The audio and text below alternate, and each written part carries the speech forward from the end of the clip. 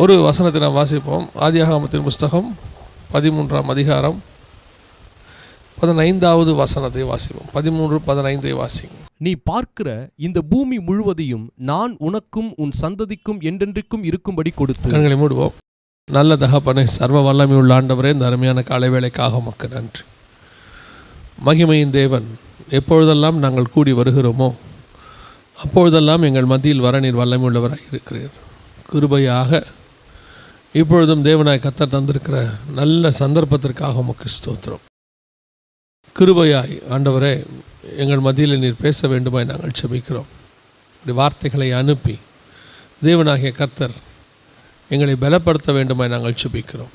உடைய வார்த்தைகள் தான்ப்பா எங்களுக்கு உணவு, உடைய வார்த்தை தான் எங்களுக்கு பலன், உடைய வார்த்தை தான் எங்களுக்கு ஔஷதம். அப்படிப்பட்ட உடைய வார்த்தைகளை அனுப்புவீராக.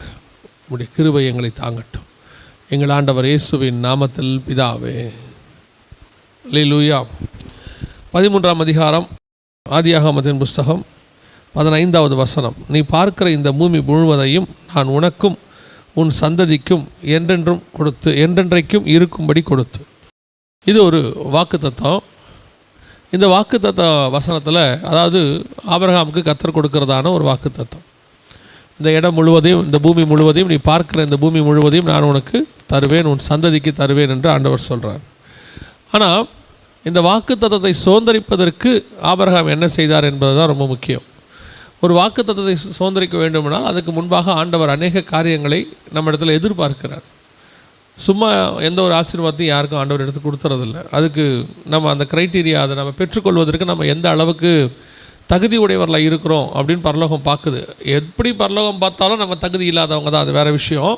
ஆனால் ஒரு சில காரியங்களை கர்த்தர் நம்ம இடத்துல எதிர்பார்க்கிறார். அந்த எதிர்பார்ப்பு, கர்த்தருடைய எதிர்பார்ப்பு நிறைவேறும் பொழுது தான் அதை ஆண்டவர் நமக்கு சுதந்திரிக்கும்படி கொடுக்குறார். ஆண்டவர் உடனே ஆபிரகாமை பார்த்து இதை எடுத்துக்கோ அப்படின்னு சொல்லலை, கொடுத்து உன் சந்ததிக்கு நான் கொடுப்பேன் அப்படிங்கிறார். அப்படின்னா இந்த வாக்குத்தத்தத்தை சுதந்திரிப்பதற்கு ஆபிரகாம் என்ன செய்தார் என்பது தான் நாம் இன்றைக்கி பார்க்க போகிறோம். அதே வேளையில் புதிய ஏற்பாட்டை பொறுத்த வரைக்கும் உலக பிரகாரமான ஆசீர்வாதத்தை குறித்து ஆண்டவர் பேசவில்லை. இது உண்டு, உலக பிரகாரமான ஆசீர்வாதம் தானாய் வரும். முதலாவது தேவனுடைய ராஜ்யத்தையும் அவர் நீதியும் தேடுங்கள், பின்பு இவை யாவும் உங்களுக்கு கூட கொடுக்கப்படும். ஆண்டவர் இதை பற்றி ஒன்றும் சொல்லலை, இதை தர மாட்டேன்னு சொல்லலை.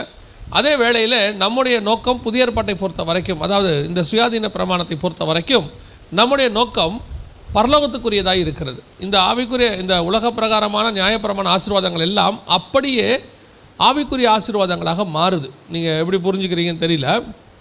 இப்போது எபிரேயருக்கு எழுதின 11ஆம் அதிகாரத்தை நீங்கள் வாசிச்சிங்கன்னா, இதே ஆபிரகாம் சொல்கிறாரு, அவர் அதை அல்ல பரம தேசத்தையே நாடினார். அப்போது ஆவிக்குரிய ஆசீர்வாதங்கிறது பரமதேசம், நியாயப்பிரமாண ஆசீர்வாதங்கிறது இங்கே இருக்கிற தேசம்.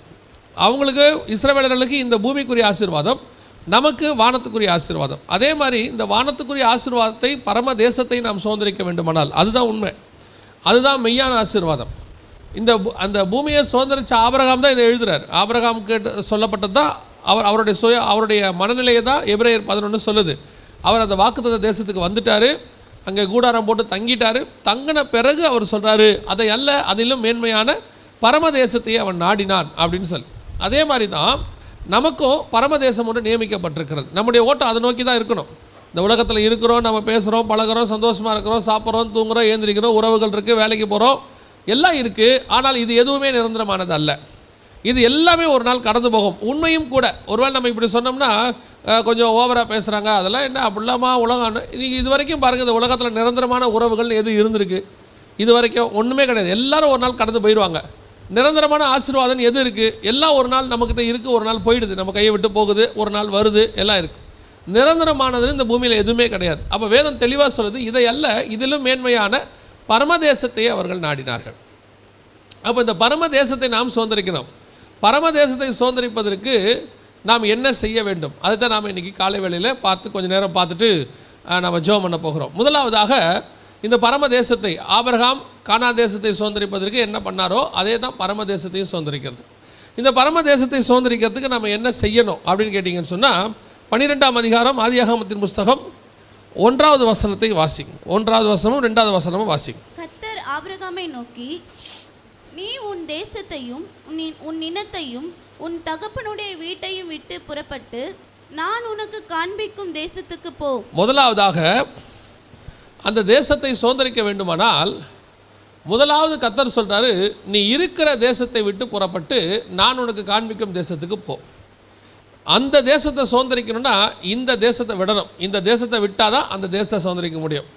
அதாவது ஆவிக்குரிய ஆசீர்வாதத்தை பொறுத்த வரைக்கும் ஒன்றை விட்டால் தான் இன்னொன்றை பெற்றுக்கொள்ள முடியும். வேதத்தின்படி எல்லாரையும் நீங்கள் பார்த்தீங்கன்னு சொன்னால் ஒன்றை வச்சுக்கிட்டே இன்னொன்று ஆண்டவர் தரேன்னு சொல்ல மாட்டார்.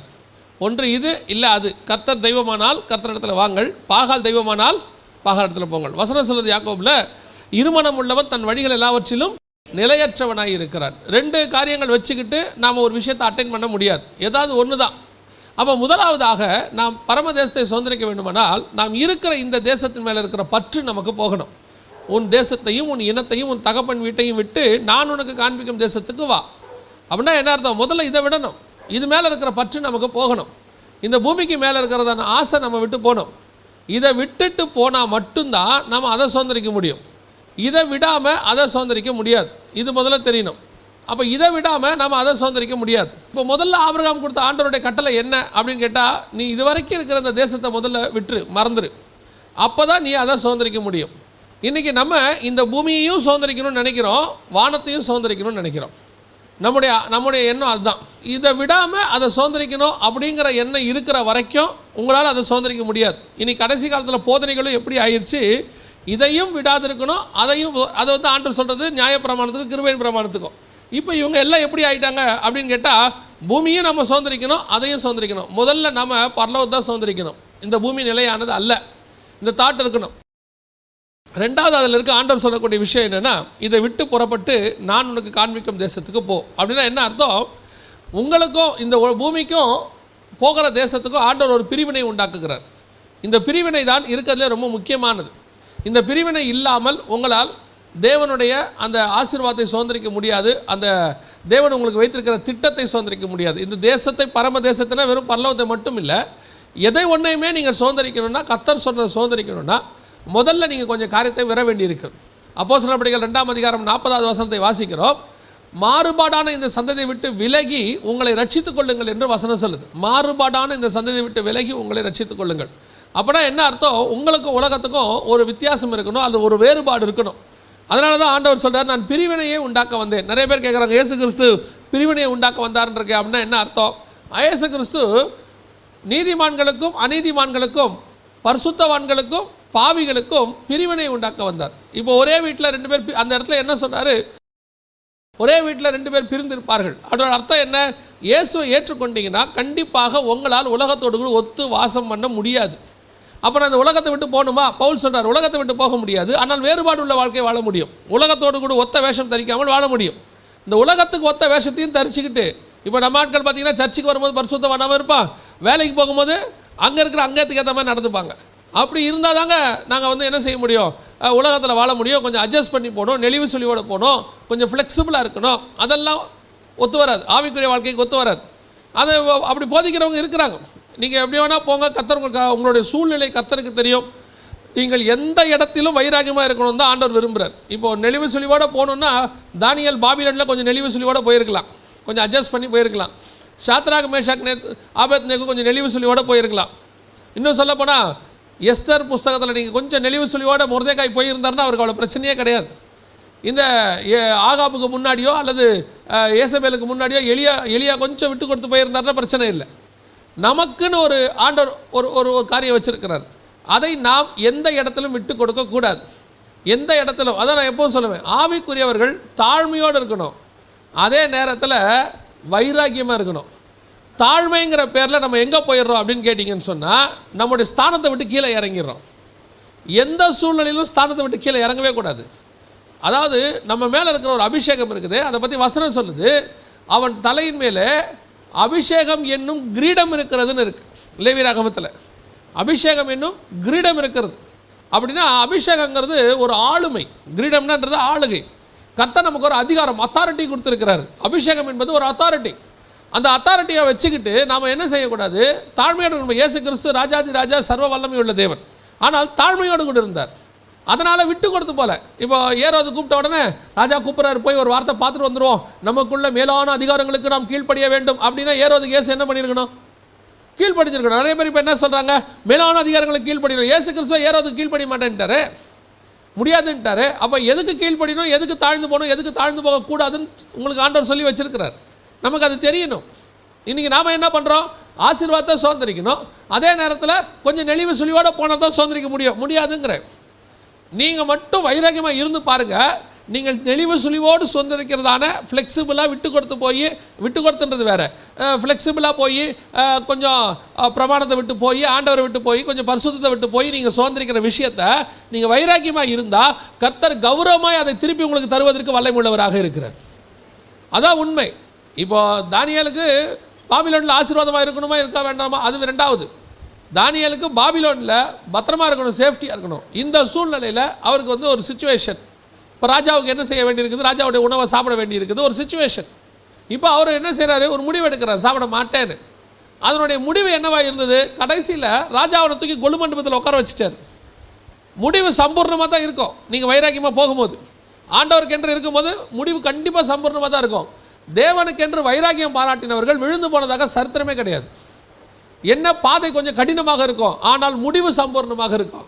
இந்த விட்டு கொடுத்து போய் கொஞ்சம் அட்ஜஸ்ட் பண்ணி போய் பரவாயில்ல அப்படின்னு சொல்லிட்டு கொஞ்சம் பிரமாணத்தை விட்டு வசனத்தை விட்டு அப்படியே போகிறவங்க, அவங்க போகிற பாதை ஈஸியாக இருக்கும், முடிவு நல்லா இருக்காது, அவங்களோட முடிவு சரியாக இருக்காது. அதுக்கு தான் நான் சொல்ல வரேன், ஆண்டவர் உங்களுக்கு ஒரு காரியத்தை சொல்லும்போது விட்டு வா அப்படின்னு விட்டு வந்துடுங்க, அந்த வேறுபாடு விட்டுருங்க.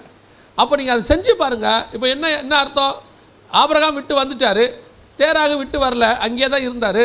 அதனுடைய விளைவு என்ன, புறப்படும் போது தேராக புறப்பட்டார், பாதியில் நின்றுட்டார் ஆரானில். அதனுடைய விளைவு என்ன, தேராக அங்கே மரித்து போனார், ஆபிரகாம் மரிக்காதவங்க லிஸ்ட்டில் வந்துட்டார். ஏன்னா இயேசு கிறிஸ்து சொல்கிறார், ஆபிரகாம் ஈசாக்கு யாக்கோபு என்பதை கொடுத்து அவர் மரித்தோருக்கு தேவனாக இராதபடிக்கு அப்படின்ட்டார். அப்போது தேவன் சொன்னதுக்காக வைராக்கியமாக விட்டு வந்ததுனால ஆபிரகாம் மரிக்காத லிஸ்ட்டுக்கு போயிட்டார். தேவனுடைய வார்த்தைக்கு கீழ்ப்படியாமல் அந்த ஆசீர்வாதத்துக்காக அங்கே தங்கி இருந்தவர் மரித்த லிஸ்ட்டுக்கு போயிட்டார். இப்போ நீங்களும் நானும் மரிக்காத லிஸ்ட்டுக்கு போகணுமா, மரிச்ச லிஸ்ட்டுக்கு போகணுமா, ஜீவனுள்ள ஒரு தேசத்துக்கு போகணுமா, இந்த பூமியிலேயே செத்து போகணுமா? இந்த பூமியில் ஆசீர்வாதமாக வாழ்ந்து எல்லாத்தையும் சுதந்திரித்து அட்டைன் பண்ணி அப்படி இதையே கான்சன்ட்ரேட் பண்ணிங்கன்னா ஒரு நாள் இல்லை ஒரு நாள் நான் மடித்து போவேன். இந்த பூமியில் நமக்கு தேவையானது உண்டு, ஆண்டவர் கொடுப்பார், கொடுக்க மாட்டான்னு சொல்ல மாட்டேன். நான் வந்து நிறைய பேர் என்னை ஆசீர்வாதத்துக்கு விரோதின்னு நினச்சிக்கிறாங்க, ஆசீர்வாத பிரமாணத்துக்கு விரோதமாக பேசுகிறாரு. அப்படிலாம் ஒன்றுமே கிடையாது. எல்லாருக்கும் ஆசீர்வாதம் விரும்புகிறோம். ஆசீர்வாதம் கர்த்தருடையது, அதை நம்ம ஏன் விரும்பக்கூடாது, விரும்புகிறோம். ஆனால் அதை சுதந்திரிக்கிற முறையில் தான் நம்ம வேறுபடுகிறோம். ஆண்டவர் சொல்லுகிறபடி சுதந்திரிக்கணும். நான் ஏற்கனவே சொல்லியிருக்கிறேன், ஒரு பையன் பாஸ் பண்ணணுங்கிறது எல்லாருக்கும் விரும்பும். இங்கே இருக்கிற அத்தனை பேருக்கும் நம்ம ஒரு பரீட்சையில் பாஸ் பண்ணணுங்கிறது. எப்படி பாஸ் பண்ணுறோங்கிறது தான் கேள்வி. நல்லா படித்து நல்லா கௌரவமாக பாஸ் பண்ணுறதுன்னு ஒன்று இருக்குது. யாருக்கும் தெரியாமல் போய் பிட் எழுதி அப்புறம் காப்பி அடித்து பாஸ் பண்ணுறதுன்னு ஒன்று இருக்குது. ரெண்டு வகையான பாஸும் இருக்குது. இதில் நம்ம எப்படி பாஸ் பண்ணுறோங்கிறதா முக்கியம். ஒருவேளை யாருக்கும் தெரியாமல் பிட் அடித்து பாஸ் பண்ணிடலாம், ஆனால் உங்கள் மனசாட்சி சொல்லும், உங்களுக்குள்ள இருக்க அந்த குற்ற உணர்வு சொல்லும், அவன் பாஸ் பண்ணதுக்கு நான் பாஸ் பண்ணதுக்கு வித்தியாசம் இருக்குது. அதைத்தான் சொல்ல வரேன். ஆசீர்வாதம் வேணும், எல்லாருக்கும் வேணும், யாருக்கும் ஆசீர்வாதம் வேணான்னு சொல்லவே இல்லை. ஆனால் ஆசீர்வாதத்தை எப்படி சுதந்திரிக்கிறோம் அதுதான் முக்கியம். வசனத்தை விட்டு வசனத்துக்கு விரோதமாக போய் கொஞ்சம் அட்ஜஸ்ட் பண்ணி போய் சுதந்திரிக்கிறது வேணுமா, இல்லை கர்த்தருக்கென்று வைராக்கியமாக இருந்து சுதந்திரிக்கிறது வேணுமா? அதுதான் நமக்கு ரொம்ப முக்கியம். இன்றைக்கி எலியா கிட்டேருந்து எலிசா ஆசீர்வாதத்தை சுதந்திரத்துக்கும் அதே எலிசா கிட்டேருந்து கேயாசி ஆசீர்வாதத்தை இழந்ததுக்கும் டிஃப்ரென்ஸ் இருக்குது. இப்போ எலிசாவுக்கு என்ன குறை, 2 மடங்கு ஆசீர்வாதம் கிடச்சிருச்சு. ராஜாவே தேடி வரான். எலிசாவை பற்றி பக்கத்து நாட்டில் பேசுகிறாங்க, அவ்வளோ ஆசீர்வாதம். ஆனால் நாகமான்ட்ட இருந்த ஒரு ஆசீர்வாதத்தை விரும்பின கேயாசி குஷ்டரோகியை மாறி போனார். அதைத்தான் சொல்ல வரேன். ஆசீர்வாதத்தை சுதந்திரிப்பதற்கு ஒரே முறை தான் இருக்குது, அது தேவனுடைய முறை. அந்த முறை என்ன, அவர் என்ன சொல்லுகிறாரோ அதன்படி செய்யுங்க. அவர் சொல்லுகிறதுக்கு அப்படியே கீழ்ப்படினோம். அதெல்லாம் முடியாதுங்க, கஷ்டம் இல்லை, முடியும். நான் சொல்கிறேன், இயேசு கிறிஸ்து சொன்னதுக்கு அப்படியே கீழ்ப்படிய முடியும். நம்மளால் கீழ்ப்படிய முடியாததை, செய்ய முடியாததை ஒன்று நமக்கு அவர் சொல்லவே இல்லை. உன் தகப்பன் வீட்டை விட்டு வா அப்படின்னா, உன் தேசத்தை விட்டு வானா அது வேறுபாடு, பிரித்தல். நீ இருக்கிற இடத்துல ஆண்டவர் பிரிப்பார். அந்த பிரிவினை தான் முதலாவதாக இந்த வாக்குத்தத்தை சுதந்திரிப்பதற்கு கர்த்தர் கொடுத்திருக்கிற மிகப்பெரியதான ஸ்டெப். இந்த ஸ்டெப்பை நீங்கள் எடுத்தாதான் கர்த்தர் உங்களுக்கு கொடுத்த வாக்குத்தத்தை நீங்கள் சுதந்திரிக்க முடியும். இன்றைக்கி நான் எதையுமே செய்ய மாட்டேன், நான் வீட்டில் உங்கள் சிலர்லாம் சொல்கிறாங்க, ஒன்றுமே நீங்கள் செய்ய வேணாம், நீங்கள் அறிக்கை பண்ணிக்கிட்டே இருங்க, நீங்கள் கிளைம் பண்ணிக்கிட்டே இருங்க, ஆண்டவர் உங்களுக்கு அந்த ஆசீர்வாதத்தை கொடுத்துருவாரு அப்படின்னு சொல்கிறாங்க. எப்படி கொடுப்பார் யோசித்து பாருங்கள். பைபிளில் எங்கேயாவது ஒரு இடத்துலையாவது நீ இதை செய்ய, நான் உனக்கு இப்படி செய்கிறேன்னு தான் ஆண்டவர் சொல்லியிருப்பாரு ஒழிய, ஏதாவது ஒன்று கண்டிப்பாக இருக்கும். அதாவது ஆதாமை பார்த்து ஆண்டவர் சொல்கிறார் 1:28 எல்லாவற்றையும் நான் உனக்கு என்ன செஞ்சேன், பூமியை கீழ்ப்படுத்தி ஆண்டு கொள்ளுங்கள்னு ஆண்டவர் சொல்கிறார். எல்லாத்தையும் அவனுக்கு கொடுத்துட்டாரு. ஆனால் கர்த்தர் அவனுக்கும் ஒரு காரியத்தை வைக்கிறார். அதான் வசனம் சொல்லுது, நான் ஆதாம் என் உடன்படிக்கையை மீறினானுங்கிறார். அப்போ ஆதாமோட என்ன உடன்படிக்கை? உடன்படிக்கை என்ன? 2 பேரும் பண்ணுறது தான் அக்ரிமெண்ட். எப்போ எல்லாத்தையும் நான் உனக்கு தரேன், இப்போ நான் ஒன்று சொல்கிறேன், அதை நீ செய், இதுக்கு ஒத்துக்கிட்டு சைன் பண்ணு, அதுக்கு பேர் தான் அக்ரிமெண்ட். 2 பேரும் சைன் பண்ணுறதுக்கு பேர் தான் அக்ரிமெண்ட். ஆதாமோடு கர்த்தர் உடன்படிக்கை பண்ணினார்னு இருக்கு. அப்போ ஆதாம்கிட்ட என்ன உடன்படிக்கை? நான் உனக்கு எல்லாத்தையும் தரேன், ஆனால் உன் மனசாட்சிப்படி நான் உனக்கு சாப்பிட வேணாம்னு சொன்னது மட்டும் சாப்பிடாத. இது மனசாட்சிக்கான பிரமாணம். இன்றைக்கி ஆதாம் என்ன? அதையும் சாப்பிடுவேன், இதுவும் சுதந்திரிப்பேன், நான் தேவனை போலவும் இருப்பேன், நித்திய ஜீவனும் சுதந்திரிப்பேன், என்றென்றைக்கும் உயிரோடு இருக்கிற பழத்தையும் சாப்பிடுவேன், அதே நேரத்தில் அவர் விளக்கண கனியையும் சாப்பிடுவேன், இதுவும் வேணும் இதுவும் வேணும், 2ம் செய்வேன். ஆண்டவர் சொல்கிறார், இந்த கனியை விட்டு ஓடிப்போ, நன்மை தீமை அறியத்தக்க கனியை விட்டு ஓடிப்போ, நித்திய ஜீவன் இருக்கிற கனியை நான் உனக்கு தருகிறேன். இன்றைக்கி ஆண்டவர் அதான் நமக்கு சொல்கிறார். ஆண்டவர் உங்களுக்கு நிறைய வாக்குத்தத்தம் பண்ணியிருப்பார். நான் வாக்குத்தத்துக்கு விரோதி கிடையாது. ஆண்டவர் உங்களுக்கு நிறைய காரியங்கள் உங்களோடு பேசியிருப்பார், சொல்லியிருப்பார். அதை சுதந்திரிப்பதற்கு நாம் என்ன செய்ய வேண்டும்? முதலாவதாக கர்த்தர் உன்னை வேறு பிரிக்கும் போது வேறுபாட்டுக்கு ஒப்புக் கொடுங்க. சில நேரங்களில் ஆசீர்வாதங்களை கர்த்தர் உங்களுக்கு கொடுக்கும்போது அதை வேறு யாரும் சுதந்திரிக்கூடாதுன்னு நினைப்பார். நான் சொல்கிறது உங்களுக்கு புரியுதா? உங்களோட கூட ஆண்டவர் ஆசீர்வாதத்தை கொடுக்கும்போது அந்த ஆசீர்வாதத்துக்கு பங்காளி யாரும் இருக்கக்கூடாதுன்னு நினைப்பார். ஆண்டவர் உங்களுக்கு தான் அதை கொடுக்குறாரு. நாம் என்ன செஞ்சிருவோம்? அவிசுவாசிகளோட சேர்ந்து இப்போ ஆண்டவர் உங்களுக்கு ஒரு பிஸ்னஸ் கொடுக்குறாரு, நம்ம என்ன பண்ணுவோம்? அந்த பிஸ்னஸில் கர்த்தர் நம்மளை ஆசீர்வதிக்கணும்னு விரும்புகிறாரு. உடனடியாக நாம் என்ன பண்ணுவோம்? ஒரு அவிசுவாசி ஃப்ரெண்டு இருப்பார், ரொம்ப க்ளோஸ் ஃப்ரெண்டாக இருப்பார், ஆனால் அவர் ஆண்டவர் ஏற்றுக்கொள்ளாதவராக இருப்பார். அவர்கிட்ட போய் ஷேர் பண்ணி நம்ம 2 பேரும் சேர்ந்து செய்வோம், நீ கொஞ்சம் போடு நான் கொஞ்சம் போடு, நம்ம என்ன சொல்லுவோம்? ஆனால் அவர் நான் பிலீவர் தாங்க, ஆனால் நல்ல மனுஷன். பிலீவரில் கூட அப்படி இல்லை. இப்போ இங்கே பிலீவர் நான் பிலீவருங்கிறதுலாம் 2வது பிரச்சனை. கர்த்தர் ஆசீர்வாதத்தை உங்களுக்கு மட்டும் தர விரும்புகிறாரா, எல்லாருக்கும் தர விரும்புகிறாரா? ஒரு சுதந்திரவாளி ஈசாக்கு தான் இருக்க முடியும், 2 சுதந்திரவாளி இருக்க முடியாது. கர்த்தர் எல்லாரையும் அனுப்ப சொல்கிறார், எல்லாரையும் அனுப்பிவிடு. ஆபிரகாம் உயிரோடு இருக்கும் போதே எல்லாவற்றையும் பரிசுகளை கொடுத்து அவர்களை அனுப்பிவிட்டார். ஈசாக்குக்கோ தனக்கு உண்டான எல்லாவற்றையும் கொடுத்தார். கர்த்தர் உங்களை ஆசீர்வதிக்கணும்னா உங்களை தான் ஆசீர்வதிப்பார். அந்த ஆசீர்வாதத்தை நீங்கள் என்ன செஞ்சிடறீங்க? கூட யாரையாவது சேர்த்துடுறீங்க. கூட யாரையாவது சேர்த்து நான் இவரும் கூட இருந்தாருன்னா நம்ம ரொம்ப பிரயோஜனமாக இருக்கும். அதனுடைய விளைவு என்ன தெரியுமா? கர்த்தர் உங்களை ஆசீர்வதிக்க முடியாமல் போயிடும். இல்லை உங்கள் நிமித்தம் ஆசீர்வதிக்கும் போது கர்த்தருடைய ஆசீர்வாதத்தை அவங்க சாப்பிட்டு போயிடுவாங்க. கர்த்தர் அதனால் சில நேரத்தில் என்ன பண்ணுறாரு? உங்களை பிரிக்கிறார், பிரிவினை உண்டாக்குறாரு. அந்த பிரிவினையை உண்டாக்காமல் நீங்களே பிரிச்சுட்டிங்கன்னா நல்லதுங்கிறார் ஆண்டவர். அவர் பிரித்தார்னா ஆப்ரேஷன், நம்மளே பிரிச்சுட்டோம்னா சுமூகம். இப்போ முதல்ல முடிவு எடுக்கணும். ஆண்டவரை எதுலேருந்து நான் வெளியே வர வேண்டி இருக்குது, எதனால் நான் ஆசீர்வாதத்தை சுதந்திரிக்க முடியாமல் இருக்கிறேன், உமக்கு பிரியமில்லாத எந்த இடத்துல நான் இருக்கிறேன், ஒருவேளை அதனால் நான் சுதந்திரிக்க முடியாமல் இருக்குதா? நான் தான் சொல்லுவேன், இந்த தேசத்தை சுதந்திரிக்கணும்னு சொல்லி நிறைய பேர் பிரசங்கம் பண்ணுறாங்க, நல்லது. தேசத்தை சுதந்திரிக்கிறதுனா என்ன? நிறைய பேர் சொல்லுவாங்க இந்தியா கிறிஸ்தவ தேசமாக மாறணும். அப்படிலாம் ஆண்டவர் சொல்லவே இல்லை. இந்தியா ஏன் கிறிஸ்தவ தேசமாக மாறணும்? இந்தியர்கள் தான் ஆண்டவரை ஏற்றுக்கொள்ள வேண்டும். இந்தியா இந்தியாவாகவே இருக்கட்டும், இந்தியா ஜனநாயக நாடாகவே இருக்கட்டும், ஒரு தப்பும் கிடையாது. இந்தியர்கள் தேவனை அறியணும், அவ்வளோதான். நம்ம வியூவே தப்பாக இருக்குது. நம்ம வியூ என்ன? இந்தியா கிறிஸ்தவ தேசம் அப்படின்னா என்ன? இப்போ மேலே அதிகாரத்தில் இருக்கிற எல்லாரும் கிறிஸ்டின்ஸாக இருந்துட்டாங்கன்னா இந்தியா கிறிஸ்தவ தேசம் ஆயிருமா? அது அல்ல, அது ஆண்டவர் விரும்பலை. ஆண்டவர் விரும்புறது என்னென்னா மனமாற்றம். நாம தேவனை அறியணும். அப்போ தேசத்தை சுதந்திரித்தல்னா என்ன? அதிகாரத்தை சுதந்திரிக்கிறது அல்ல. தேசத்தை இப்போ கிறிஸ்தவம் இருக்குது, ஆரம்பத்தில் கிறிஸ்தவர்கள் என்று அழைக்கப்பட்டார்கள். அந்த கிறிஸ்தவர்கள் யார்? ரோமாபுரியை சுதந்திரித்தவங்களா, ரோமாபுரி அரசாங்கத்தில் உட்காந்தவங்களா? கிடையாது. முதல் 300 வருஷத்துக்கு கிறிஸ்தவம் ரோமாபுரிக்குள்ள அரசாங்கத்தை சுதந்திரிக்கவே இல்லை. அன்றைக்கி அவங்க ஜனங்களை ஆதாயம் பண்ணினார்கள். ஜனங்கள் ஆதாயம் பண்ணும்போது அதுக்கு பேர் தான் சுதந்திரித்தல், அதுக்கு பேர் தான் எழுப்புதல். அதை தான் நம்ம கான்சன்ட்ரேட் பண்ணுறோம். அப்போ இன்றைக்கி நாம் இந்த ஜனங்களை ஜெயிக்கணும்னா முதல்ல நமக்குள்ளே இருக்கிற வேறுபாடு உள்ள வாழ்க்கையை ஜனங்க பார்க்குறாங்க. நமக்கும் மற்றவங்களுக்கும் உள்ள வித்தியாசத்தை ஜனங்க பார்க்குறாங்க. எல்லாரும் மாதிரி தான் நம்மளும் இருக்கிறோம், எல்லா மதக்காரங்கள மாதிரி தான் நம்மளும் செய்கிறோம். அப்படி செய்யும் போது கிறிஸ்தவம் ஒரு மதமாக பார்க்கப்படுகிறது ஒழிய, கிறிஸ்தவர்கள் மத போதகர்களாக பார்க்கப்படுகிறார் ஒழிய டிஃபரன்ஸ் பார்க்கல. அவங்க டிஃபரன்ஸை பார்க்கணும். அவங்களுக்கும் இவங்களுக்கும் என்ன வித்தியாசம், என்ன ஆச்சரியம்? இயேசு கிறிஸ்து சொல்கிறாரு, நான் பரிசுத்தராக இருக்கிறது போல. இயேசுவை போல ஒரு பரிசுத்தரை உலகத்தில் பார்க்கவே முடியாது. அந்த பரிசுத்தரை நம்ம வழியாக இந்த ஜனங்கள் பார்த்தால் தேசம் தானாய் சுதந்திரிக்கப்படும். நம்ம மூலயமா இயேசுவை அவங்க பார்க்கல, அதான் விஷயமே. இயேசுவை காட்ட வேண்டியது நம்ம தான். அப்போ மற்றவங்கள மாதிரி தான் நம்மளும் கிறிஸ்தவத்தை ஒரு மதமாக வச்சுக்கிட்டு இருக்கோம். இப்போ நீங்கள் ஆராதனைக்கு வரவங்களும் எப்படி வரோம்? கிறிஸ்தவத்தை ஒரு ஆராதனையை இது ஒரு மத ஆராதனை, அவ்வளோதான். நம்ம ஜீவனை கொடுத்து ஆராதனை பண்ணுறதுங்கிறது டிஃப்ரென்ஸ். மற்ற ஆராதனைகளுக்கும் நம்ம ஆராதனைக்கும் டிஃப்ரென்ஸ் இருக்குது. நம்மளுடைய வாழ்கிற முறைக்கு டிஃப்ரென்ஸ் இருக்குது. இதை உலகம் பார்த்துருச்சுன்னா, இந்தியா பார்த்துருச்சுன்னா, தமிழ்நாடு பார்த்துருச்சுன்னா, எழுப்புதல் என்பது தானாய் வரும். அப்போ நமக்குள்ளே இருக்கிற வித்தியாசம் முதல்ல தெரியணும், நம்மளை பார்க்கும்போது தெரியணும்.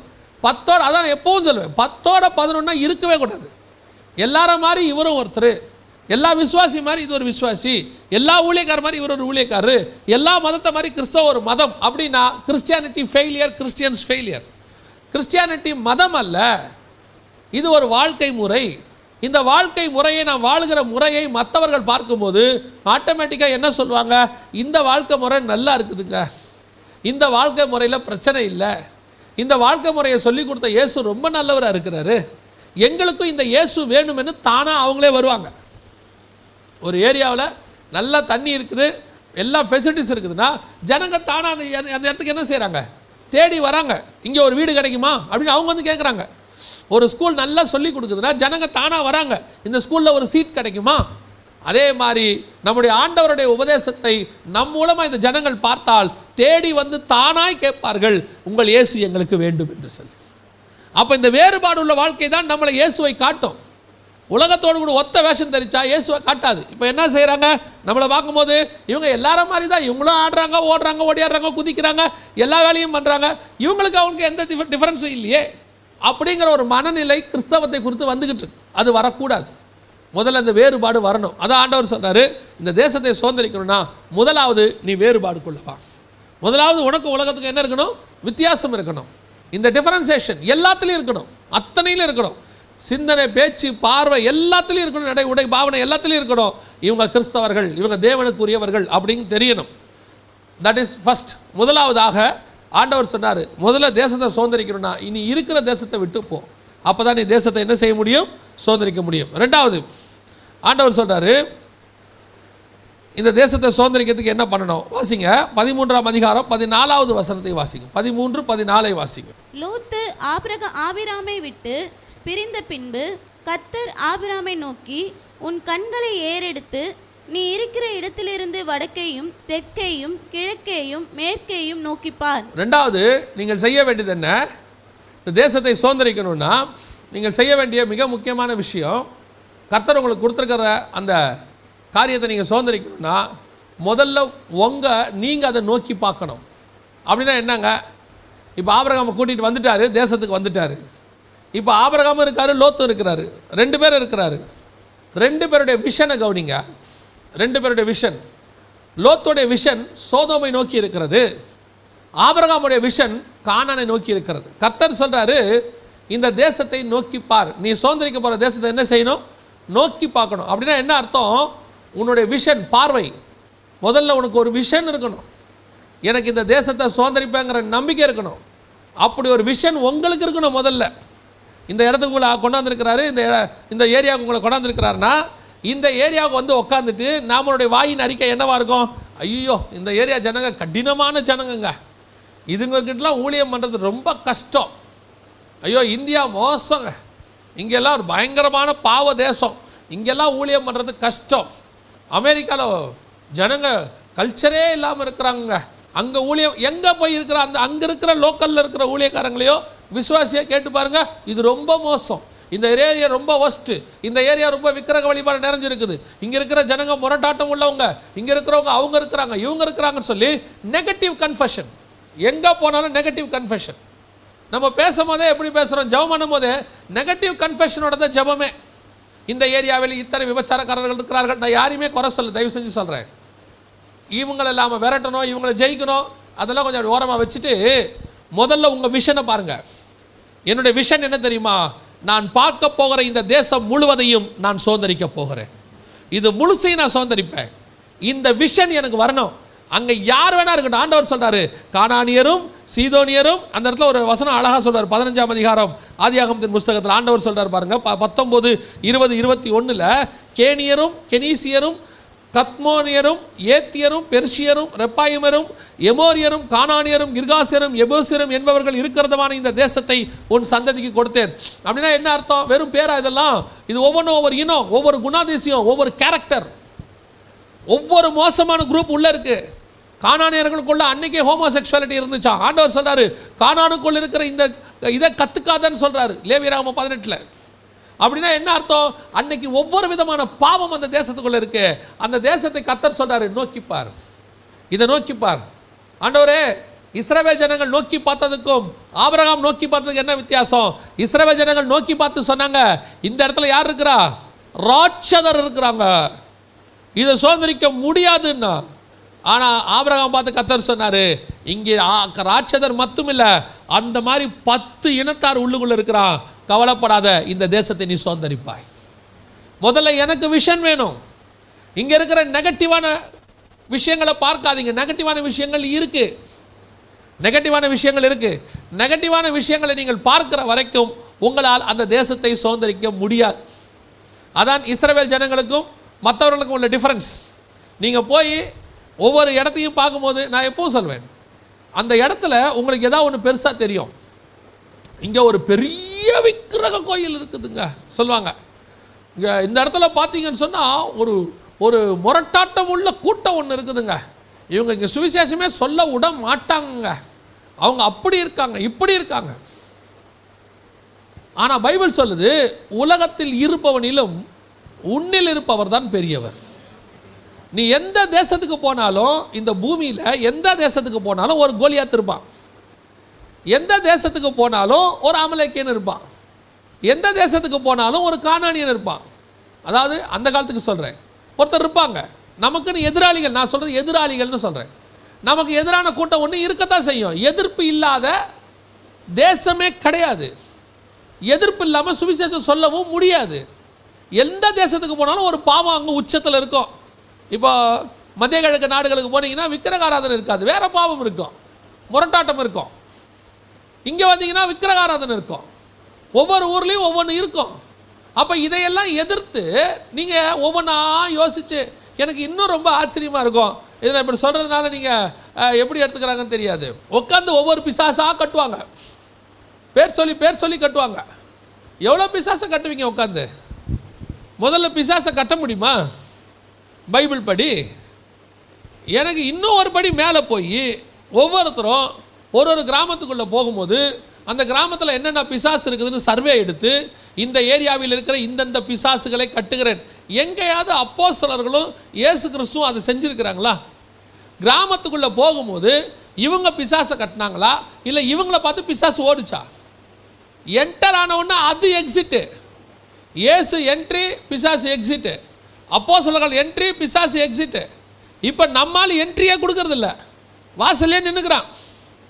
ஒவ்வொரு பிசாசாக சர்வே எடுக்கிறான், ஆதார் கார்டுக்கு சர்வே எடுக்கிற மாதிரி எடுக்கிறான். என்னென்ன பிசாசுகள் இருக்குது, இதெல்லாம் பெரிய பிசாசு, இதெல்லாம் குட்டி பிசாசு. அவனையும் பிரித்து வச்சுருக்கிறான். இது குட்டி பிசாசு, இது ரொம்ப பெரிய பிசாசுங்க. ஏன்னா பெரிய சிலை இருக்கும். இது குட்டி பிசாசு, இது சின்ன சிலையாக இருக்கும். போய் அங்கே நின்றுக்கிட்டு ஒவ்வொரு பிசாசியாக விரட்டுறது, பேர் சொல்லி. அப்புறம் பார்த்தா திடீர்னு ஒன்று நிற்கும், இது நம்ம லிஸ்ட்லேயே வரலையே, இது யாருங்க, இது நேத்தா வந்து ஜாயின் பண்ணியிருக்கு நார்த் இந்தியாவிலேருந்து. இன்றைக்கி என்ன நடக்குது? பிசாசை பார்த்து நம்மால் பயப்படுறான், நம்மால் யோசிக்கிறான். பிசாசு இப்படி ஊனுச்சுன்னா இவன் ஊங்குறான், என்ன விஷயம், இதெல்லாம் பேசி தீர்த்துக்கலான்றான். அந்த அளவில் தான் எனக்கு இன்றைக்கி ஏசுநாதர் என்ட்ரி ஆகிறாரு. அவர் அங்கே பிசாசை விரட்டவே போகல, அதுவாக வாலிட்டராக போய் கேட்குது, எங்களை விரட்டவா வந்தீங்கன்னு கேட்குது. ஏன் நீங்கள் வந்தால் நாங்கள் விரட்டி போய் தான் ஆகணும், வேறு வழி கிடையாது. அந்த கான்ஃபிடென்ட் நமக்கு வரணும். நாம் ஒவ்வொரு இடமா உட்காந்துக்கிட்டு அதில் அப்போனா நாங்கள் வந்துட்டு ஜோம் பண்ணக்கூடாதா, பிசாசை கட்டக்கூடாதா? நீங்கள் ஜோம் பண்ணக்கூடாதா, பிசாசை கட்டக்கூடாதாங்கிறதுல வேறு விஷயம். நீங்கள் ஃபுல் பாதுகாப்போடு இருந்தீங்கன்னா எதுக்கும் பயப்பட வேணாம் தானே? நான் சொல்கிறது புரியுதா?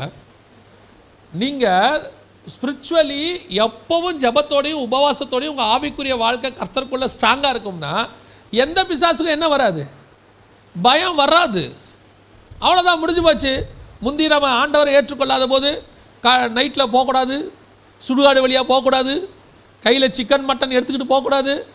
ஒரு காலத்தில் அப்படி இல்லை இருந்துச்சு தெரியுமா உங்களுக்கு? இப்போ இருக்க பிள்ளைகளுக்கு தெரியுமா தெரியாது. அப்போல்லாம் எங்களுக்கு சொல்லுவாங்க, ஐயோ சுடுகாடு வழியாக போகாத, கல்லறையிலேருந்து உள்ளே இருக்கிறது நைட் ஏஞ்சி மேலே உட்காந்துக்குமா, 12 மணிக்கு மேலே தான் உட்காரமா, ஏன்னா உள்ளே காற்று இருக்காது போல், காற்று வாங்க வெளியே வந்து உட்காரும் போல். அது சொல்லுவாங்க நைட்டு அந்த பக்கமாக போகக்கூடாது, அதுவும் மட்டன் செஞ்சு எடுத்துகிட்டு போகக்கூடாதான், போனால் அது பாருங்க செத்தவெல்லாம் நான் வெஜிடேரியன் போல் ஏஞ்சி வந்து மட்டன் கேட்குமா, அப்படிலாம் சொன்னாங்க. ஒரு ஆவிக்குரிய முதிர்ச்சி வரும்போது நமக்கு தெரியுது இப்படி எதுவுமே இல்லை. ஆனால் இப்போ அடுத்த ஸ்டேஜுக்கு போயிட்டோம். இப்போ என்ன தெரியுமா, நம்ம ஆட்கள் அப்படி உட்காராது, ஆனால் ஒரு கருப்பாக ஒன்று தெரியுது. ஏன்னா இருட்டில் கருப்பாக தானே தெரியும். அது சொல்கிறாங்க, ஒரு கருப்பாக ஒரு உருவத்தை பார்க்குறேன், இவனுக்கே பயம் இருக்கு. முதல்ல இவன் போய் கேட்குறான் பிசாசை, என்னை விரட்டவா வந்த, என்ன விஷயமா வந்த அப்படின்னு. இவங்க அந்த நிலைமையில் தான் நாம் இருக்கிறோம். முதல்ல நமக்கு ஒரு கான்ஃபிடென்ட் வரணும், இந்த தேசத்தை நான் சுதந்திரிப்பேன். இந்த தேசத்தில் இருக்கிற விக்கிரகாராதனை விட, இந்த தேசத்தில் இருக்கிற குடிகாரர்களை விட, இந்த தேசத்தில் இருக்கிற விபச்சாரக்காரர்களை விட, இந்த தேசத்தில் இருக்கிற எல்லா விதமான லஞ்சம் பாவம் அரசியல்வாதிகள் அத்தனை பேரையும் விட எனக்குள் இருக்கிறவர் பெரியவர். நான் போகும்போது இந்த தேசத்தை நான் சுதந்திரிப்பேன்.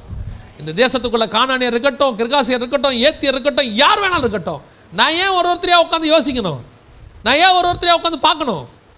அதனால தான் சொல்கிறாங்க, வேவு பார்க்க போகிறவன் சொல்கிறான், ஐயோ இங்கே ராட்சதன் இருக்கிறான், அவன் ராட்சதன் நான் இருக்கட்டும்டா, உனக்கு என்ன கவலை, அவனை விட பெரிய தேவன் உன்னோடு கூட இருக்கிறார். அந்த கான்ஃபிடென்ட் எனக்கு வரணும். நான் தேசத்தை சுதந்திரிப்பேன். என்னோட விஷன், என் விஷன் முதல்ல பெருசாக இருக்கணும். இவங்க என்ன சொல்கிறாங்க, என் ஆஃபீஸில் அத்தனை பேரும் ரட்சிக்கப்படலைங்க, அந்த ஆஃபீஸில் இருக்கவே முடியாது, நீ இருக்கவே மாட்டே கட்சி வரைக்கும். ஏன் உன் வாயின் அறிக்கையா அப்படித்தான், நம்ம வாயின் அறிக்கையா தான், அது கஷ்டங்க. அந்த ஆஃபீஸில் இருக்கவே முடியாது, இருக்க முடியாது. எங்கள் ஏரியாவில் குடியிருக்கவே முடியாதுங்க, இந்த ஏரியா ரொம்ப கஷ்டம், எல்லாரும் ரொம்ப எதிர்ப்பு, எப்படி இருக்க முடியும், இருக்க முடியாது. அப்புறம் வந்து சொல்லுவாங்க, நாங்கள் தான் அப்போவே சொன்னோமே அந்த ஏரியாவில் இருக்க முடியாதுன்னு சொன்னோமே. சில ஊழியக்காரங்க வந்துட்டு ஊழியத்துக்கு போகும்போது அனுப்புகிறவன் என்ன சொல்லி அனுப்புவான் தெரியுமா, அந்த ஏரியாலெல்லாம் ஊழியம் பண்ணவே முடியாதுங்க, 10 பேர் பண்ணி பார்த்துட்டு போயிட்டாங்க, கஷ்டம்பா. இவனுக்குள்ளே போகும்போதே என்னத்தை போட்டான், பயங்கிற விதையை போட்டாங்க. ஆண்டவர் என்ன பார்ப்பாரு, இப்போ நீ எதை யோசிக்கிற, அவன் வார்த்தையா, அவன் வார்த்தைக்கு செவி கொடுக்க போறியா, இல்லைன்னா அங்கே இருக்கிற அத்தனை பேரை விட உன்னை அனுப்புகிற நான் பெரியவர்.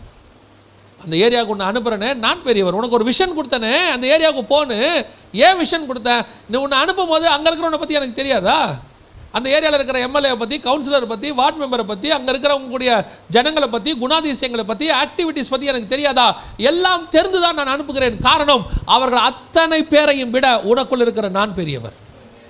நான் உன்னை அனுப்புகிறேன், உனக்கு ஒரு விஷயம் இருக்கணும், என்னை அனுப்புகிறவர் இந்த தேசத்தை சோதரிக்க சொல்லுகிறார். நான் இந்த தேசத்தை நான் சோதரிப்பேன், என்னை அனுப்புகிறவர் பெரியவர். அலெக்சாண்டருடைய பெரிய பலமே என்ன தெரியுங்களா, அலெக்சாண்டருடைய பலம், அலெக்சாண்டரை கண்டோன்னா அத்தனை பேருக்கு பயம்.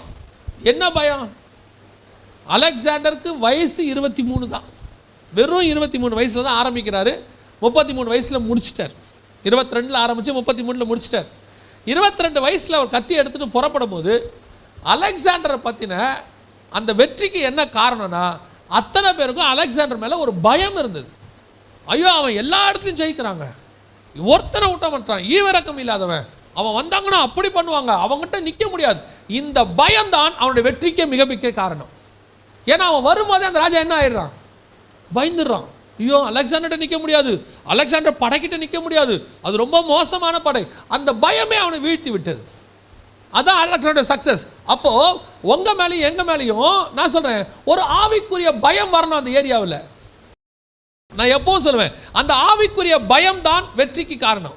ஆபிரகாமை பார்த்து அவங்க சொல்கிறாங்க, ஒரு இடத்துல வந்துட்டு சொல்கிறான், கர்த்தர் உன்னோடு கூட இருக்கிறார். ஈசாக்கை முதல்ல விரட்டினாங்க, அப்புறம் பார்த்தான், இல்லை கர்த்தர் உன் கூட இருக்கிறாரு, நம்ம உடன்படிக்கை பண்ணிப்போம். ஏன், நாளைக்கு எப்படி இருந்தாலும் நீ என்னை விரட்டிடுவ, நீ வளர்கிற வேகம் எனக்கு புரியுது, நீ வளர்ந்தினா கண்டிப்பாக என்ன செஞ்சிருவ, என்னை விரட்டிடுவ. ஏன் அப்படிப்பட்ட ராஜா வந்து தன்னுடைய தளபதியை கூட்டிகிட்டு வந்து ஈசாக்கிட்ட என்ன செய்கிறாரு, உடன்படிக்கை பண்ணுறாரு. நம்ம உடன்படிக்கை பண்ணிப்போம், நான் உனக்கு ஒரு பொல்லாப்பம் செய்யலை, நீ எனக்கு ஒரு பொல்லாப்பம் செய்யாத. ஏன்பா அந்த பயம் வருது ஈசாக்கு மேலே, அவன் மேலே கர்த்தர் இருக்கிறார், கர்த்தர் கூட இருக்கும்போது அந்த பயம் வரும். அப்போ தான் ஈசாக்கு சொல்வார், கர்த்தர் நமக்கு இடம் உண்டாக்கினார். மேலே அந்த பயம் வரணும். முதல்ல உங்களுக்கு அந்த விஷன் வரணும், நான் இந்த தேசத்தை சுதந்திரிப்பேன். கர்த்தர் என்னை இங்கே வச்சிருக்கிறார்னா ஒரு ஹெவன்லி பர்பஸோடு தான் வச்சுருப்பார். ஒரு பரலோகத்தினுடைய திட்டத்தோடு தான் வச்சுருப்பார். பரலோகத்தின் திட்டம் இல்லாமல் கர்த்தர் என்ன செஞ்சிருக்க மாட்டார், இங்கே வச்சிருக்க வாய்ப்பே இல்லை. அப்படி நான் கர்த்தர் ஏன் என்னை கொண்டு வந்திருக்கிறாரு, ஏன் என்னை இங்கே வச்சிருக்கிறாரு, கர்த்தர் என் மேலே ஒரு திட்டம் வச்சிருக்கிறாரு. இந்த விஷன் நமக்கு வரணும், இந்த தரிசனம். அதான் சொல்கிறேன், நீ முதல்ல நோக்கி பார், ஃபஸ்ட்டு பார், நீ பார். மோசே பிஸ்கா கொடுமுடியில் ஏறி முதல்ல பார்க்குறார் தேசத்தை. ஆண்டவரே நான் இதை உள்ளே போக மாட்டேனா, நீ போக மாட்டேன், இப்போ என்ன பண்ணலாம், முதல்ல பாரு. பார்த்துட்டு ஆண்டவரே இப்போ என்ன செய்யணும், நீ பாரு. ஒரு நாள் இல்லை ஒரு நாள் அந்த மலையில் நீ போய் உட்காருவாய். ஒரு நாள் இல்லை ஒரு நாள் அந்த தேசத்துக்குள்ளே இருக்கிற மேசியாவை நீ போய் பார்ப்ப. ஒரு நாள் இல்லை ஒரு நாள் உன்னை ரத்த சாட்சியை உள்ளே நான் கொண்டு போவேன். அதான் சொல்கிறேன், நல்லா தெரிஞ்சுக்கொள்ளுங்க. முதல்ல உங்கள் விஷன் நீங்கள் பார்க்கணும். முதல்ல ஒரு பாடம் எடுத்து அப்படி புக்கை திறக்கும் போதே சிலர்லாம் நீங்கள் பார்த்துருக்கீங்களா, ஐயோ இது ஆகாதும்மா, அது ஆகாது தான் கட்சி வரைக்கும், அது ஆகாது, அவ்வளோதான். கட்சி வரைக்கும் படிக்க முடியாது, சயின்ஸா கஷ்டங்க அப்படிம்பா, அது கஷ்டம் தான் கட்சி வரைக்கும். ஏன்னா அது மேலே அவனுக்கு என்ன வந்துருச்சு, அப்படி ஒரு இம்ப்ரெஷன் வந்துருச்சு, அவ்வளோதான். இது படிக்கும் போதே நான் கர்த்தர் எனக்கு நல்லபடியாக ஞானம் கொடுப்பாரு, நான் படித்து பாஸ் பண்ணுவேன் அப்படிங்கிற நோக்கத்தோடு படித்தா தான் என்ன செய்ய முடியும், பாஸ் பண்ண முடியும். ரெண்டாவது, ஆபிரகாமை பார்த்து கர்த்தர் சொன்னார், முதலாவது நீ நான் சொல்கிற என் வார்த்தையை விட்டு முதல்ல ஓன் தேசத்தை விட்டு புறப்படு. ரெண்டாவது அதை நோக்கிப்பார், விஷன். மூன்றாவது ஆபிரகாம் பார்த்து கர்த்தர் என்ன சொல்கிறாரு, 17வது வசனம் வாசிங்க. அதே 13ஆம் அதிகாரம் ஆதியாகமத்தின் புஸ்தகம் 17வது வசனத்தை வாசிங்க. நீ எழுந்து தேசத்தின் நீளமும் அகலமும் எம்மட்டோ அம்மட்டும் நடந்து திரி, அதை உனக்கு தருவேன் என்றார். வந்தாச்சு, பார்த்தாச்சு, ஓகே ரைட், வந்தாச்சு பார்த்தாச்சு, இப்போ எனக்கு தந்துடுவீங்களா, இல்லை, இன்னும் ஒன்று இருக்குது. பார்க்குறதுங்கிறது விசுவாசம், பார்க்குறதுங்கிறது விசுவாசம். எப்படிங்க பார்க்குறதும் விசுவாசம் எப்படி ஒன்றா அப்படின்னு கேட்டிங்கன்னா, 15ஆம் அதிகாரத்தில் ஆண்டவர் ஆபிரகாம் பார்த்து சொல்கிறாரு, உன் சந்ததியை வானத்து நட்சத்திரத்தை போல. 15:5 வாசிங்க பாப்போம். அவர் அவனை வெளியே அழைத்து நீ வானத்தை அண்ணாந்து பார், நட்சத்திரங்களை என்ன உன்னால கூடுமா. இப்ப ஆண்டவர் என்ன சொல்றார், ஃபர்ஸ்ட் என்ன செய்ய, பார், முதல்ல பாரு. அதுதான் இங்கேயும் சொல்றார், தேசத்தை பார், வானத்தை பார், உன் நட்சத்திரத்தை என்ன கூடுமானால் என்ன முடியுமானால் பண்ணு. பார்த்தாச்சு, இப்போ எல்லாம் ஆச்சு, சரி இதோட அவ்வளோதானா அப்படின்னு கேட்டால் அடுத்து ஆண்டவர் சொல்கிறாரு, பார்க்கறது. அதான் எது நான் பார்க்கறது ஏன் விசுவாசம் சொல்கிறேன்னா, அண்ணாந்து பார், நட்சத்திரத்தை என்ன கூடுமானால் என்ன என்று சொல்லி பின்பு அவனை நோக்கி உன் சந்ததி இவண்ணமா இருக்கும் என்றார். அவன் கர்த்தரை விசுவாசித்தான். அப்போ பார்க்கறதுக்கும் விசுவாசத்துக்கும் சம்பந்தம் இருக்கு. நீங்க பார்க்கறத நடக்கும்னு நினைக்கிறீங்கல்ல, அது நிச்சயம் நடக்கும்னு நம்புறீங்கல்ல, அதற்கு பேர் தான் விசுவாசம். நம்பப்படுறது மேல் உறுதியும் காணப்படாத மேல் நிச்சயம். அப்போ பார்க்கறதுக்கும் விசுவாசத்துக்கும் சம்பந்தம் இருக்கு. நீ பார்க்கறத அப்படியே விசுவாசிக்கணும். அவன் விசுவாசித்தான். அப்போ விஷன் வந்துருச்சு, விஷன் அவன் விசுவாசிட்டான். விசுவாசம் மட்டும் போதுமா, நான் வந்துட்டேன் பார்த்துட்டேன், விசுவாசம் மட்டும் போதுமா அப்படின்னா அடுத்த ஆண்டவர் சொல்றாரு, நீ எழுந்து நட. இது கிரியை இல்லாத விசுவாசம் செத்தது. நீ விசுவாசிச்சிட்டப்பா, பார்த்துட்ட, எல்லாம் ஓகே, பட் அதுக்குன்னு நீ ஒன்று செய்ய வேண்டி இருக்கு. என்ன செய்யணும், நீ நட. ஏன், உனக்கு எவ்வளவு தூரம் இன்ட்ரெஸ்ட் இருக்குன்னு பார்ப்போம். நீ நட, உன் ஊழியம் அதான் ஊழியம். சுதந்திரிக்கிறதுனா நீ செய்ய வேண்டிய வேலை கொஞ்சம் இருக்கும்.